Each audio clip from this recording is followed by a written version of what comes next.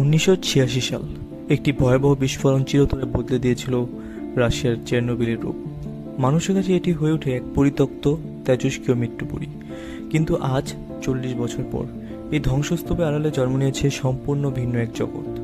প্রকৃতি নিজের মতো করে সারিয়ে তুলেছে এই জনশূন্য ভূমিকে, আর এই নিস্তব্ধতার মাঝেই কিছু মানুষ ফিরে এসেছেন নিজেদের শেকড়ের টানে। এদেরই একজন 88 বছর বয়সী অবসরপ্রাপ্ত শিক্ষক ইয়োভেন মার্কিওভিচ। তিনি তার স্ত্রী এবং 15টি পোষা বিড়াল নিয়ে এই এক্সক্লুশন জোনে শান্তিতে বসবাস করছেন। চেরনোবিলে এখন আর শুধু বিকিরণের সাথে লড়াই করছে না, এখনকার শুকনো জলাশয়গুলোতে যেমন তেজস্ক্রিয় উপাদান লুকিয়ে আছে, তেমনি মাটি জুড়ে ছড়িয়ে আছে প্রাণঘাতী ল্যান্ডমাইন। চেরনোবিলে আজ কোনো পরিত্যক্ত বজ্রাগার নয়, এটি এক ভঙ্গুর অভয়াশ্রম, যেখানে প্রকৃতি তার নিঃস্ব ছন্দে বেঁচে আছে। 1986 সালে বিপর্যয় এবং বর্তমানে শান্ত প্রকৃতির দৃশ্য 2026, যা দেখলে আপনারা টোটালি বুঝতেই পারবেন না কি হয়ে যাচ্ছে এখানে।